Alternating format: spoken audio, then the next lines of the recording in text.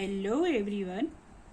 आज हम करेंगे वर्कबुक क्लास 6 to 8 इंग्लिश की वर्कशीट नंबर 116 से पेज नंबर 134 से शुरू करेंगे। इंस्ट्रक्शन नंबर 9 दिया हुआ है, read the menu of the hotel and answer the questions given below it. नीचे दिए एक होटल के मेनू यानी परोसी जाने वाले भोजन की सूची को पढ़े और प्रश्नों के उत्तर लिखे। तो हमें एक मेनू दिया हुआ है, होटल द स्टार। होटल का नाम क्या है? The star. मेनू है, एक तरफ हमें लिखे हुए हैं फूड आइटम एंड दूसरी तरफ उसी के सामने हर फूड आइटम की प्राइस लिखी हुई है। ठीक है, तो चलिए पढ़ते हैं एक बार। फर्स्ट फूड आइटम है वेजिटेबल सैंडविच, जिसकी प्राइस लिखी हुई है कितना? 40। देखिए इसी के सामने आप देखेंगे 40। सेकेंड है वेजिटेबल इडली, इसकी प्राइस लिखी हुई है 20 रुपीज, 20 रुपए। वेजिटेबल रोल, इसकी प्राइस लिखी हुई है 25 रुपए। फ्रूट केक, इसकी प्राइस लिखी हुई है 10 रुपए। बनाना शेक, इसकी प्राइस लिखी हुई है 18 रुपए। आलू पराठा, इसकी प्राइस लिखी हुई है 10 रुपए। आइसक्रीम, इसकी प्राइस लिखी हुई है 22 रुपए। खीर, इसकी प्राइस है 20 रुपए। मिल्क, इसकी प्राइस है 15 रुपए। लस्सी, लस्सी की प्राइस है 20 रुपए। लड्डू, इसकी प्राइस है 12 रुपए। इस प्रकार मेनू पढ़ने के बाद हम क्वेश्चन के आंसर देंगे। देखिए क्वेश्चन नंबर 1 दिया हुआ है, द टेक्स्ट इज अबाउट ए। ये जो पूरा टेक्स्ट हमने पिछले पेज पे पढ़ा है किसके बारे में है? तो इसमें से सही जवाब होगा C, menu in a hotel. Second, what is the name of the hotel. Hotel का नाम क्या है?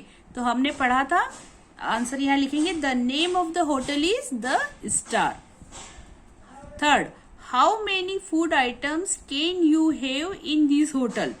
हाउ मेनी फूड आइटम्स, कितने फूड आइटम है मेनू में, होटल में कितने आइटम मिलते हैं? तो हमने जब टोटल लिस्ट काउंट करी तो आंसर होगा we can have 11 food items in this hotel.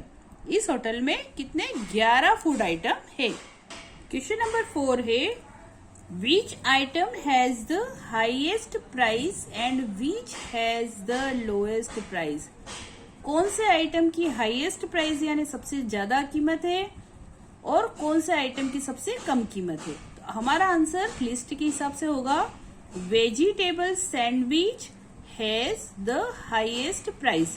जो वेजिटेबल सैंडविच था उसकी कीमत सबसे ज्यादा थी, कितनी थी? 40 रुपए। आप एक बार लिस्ट वापस से देखिए। एंड फ्रूट केक एंड आलू paratha has the lowest price. Fruit cake और आलू पराठा की कीमत सबसे कम थी, कितनी थी? 10 रुपए। आप लिस्ट को एक बार वापस से चेक कर लीजिएगा, यही आंसर होगा। क्वेश्चन नंबर 5 है, how much will you pay if you eat fruit cake and laddu. How much यानी कितना, विल यू पे आप पैसे देंगे या पैसे चुकाएंगे, इफ यू ईट यदि आप खाते हैं फ्रूट केक और लड्डू। उस होटल में जाके फ्रूट केक और लड्डू खाएंगे तो आपको कितने पैसे देने पड़ेंगे? तो हमारा आंसर होगा if we eat fruit cake, यदि हम फ्रूट केक एंड लड्डू खाते हैं तो वी विल पे, हम चुकाएंगे 22 रुपीज यानी टोटल 22 रुपए हम चुकाएंगे, क्योंकि फ्रूट केक 10 रुपए का है और लड्डू 12 रुपए का, तो टोटल 22 रुपए हम चुकाएंगे। Now, what are the 2 items that you love to drink? 2 item ऐसे कौन से हैं जिसे आप पीना पसंद करेंगे?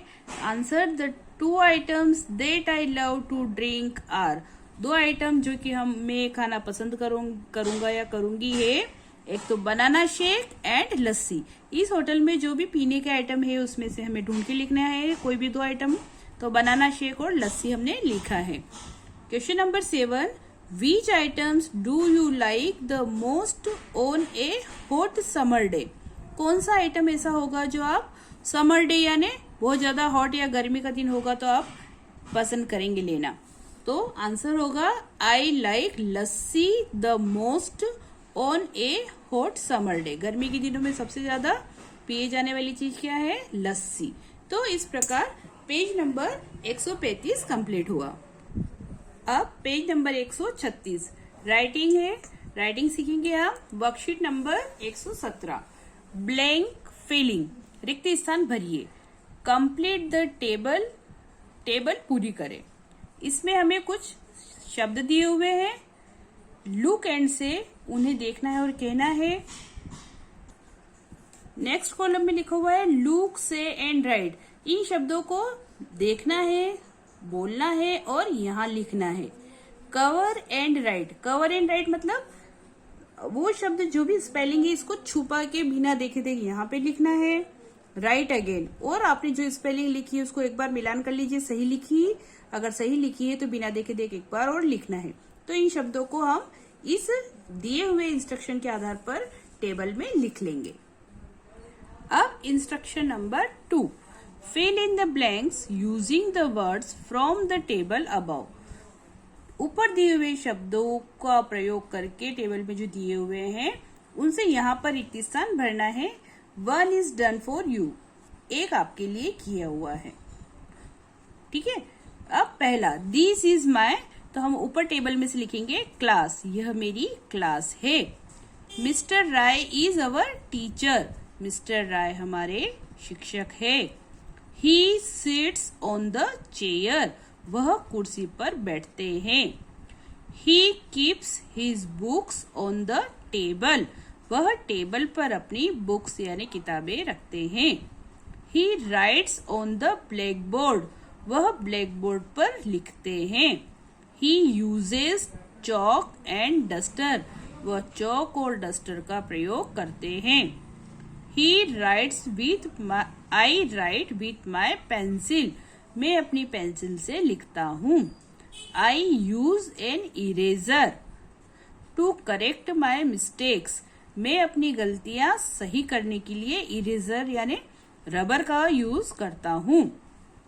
He tells us interesting stories, वह हमें बहुत ही रुचिपूर्ण कहानियां, रोचक कहानियां सुनाते हैं। आई love my teacher very much, मुझे अपने टीचर से बहुत स्नेह है। इस प्रकार पेज नंबर 136 की एक्टिविटी कंप्लीट हुई। अब पेज नंबर 137 और वर्कशीट नंबर 118 स्टेप 1 दिया हुआ है।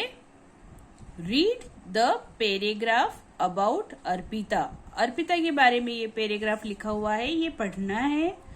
क्या लिखा हुआ है? I am Arpita, I am 12 years old, Mr Sanjay Singh is my father और Mrs Preeti Singh is my mother.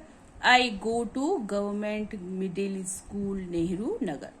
अब step 2, fill in the following form about yourself. अब आप रिक्त स्थान में अपने बारे में लिखिए। तो रिक्त स्थान भरेंगे। माई नेम, आगे इज करके आप अपना नाम लिखेंगे। यहाँ से आप ये स्पेलिंग ना लिख के आप अपना नाम लिखिए। माई एज इज 14 years, यहाँ पे आप अपने कितने साल के हैं आप वो लिखेंगे।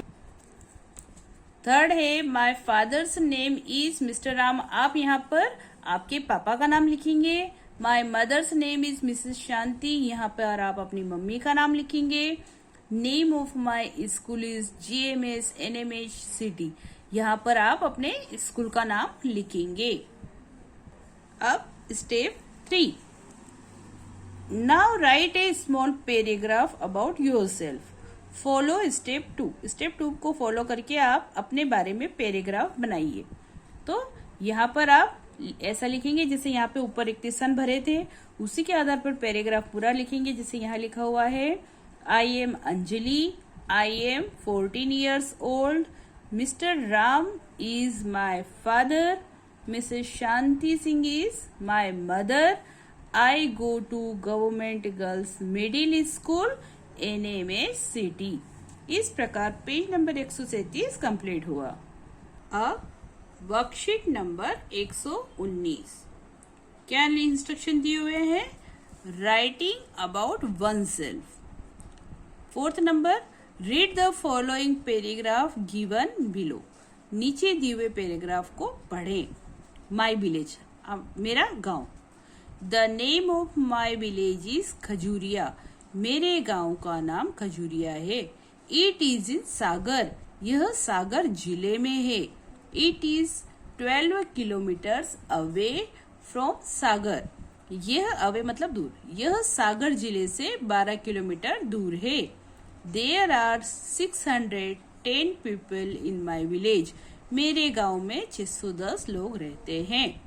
There is a government middle school in my village.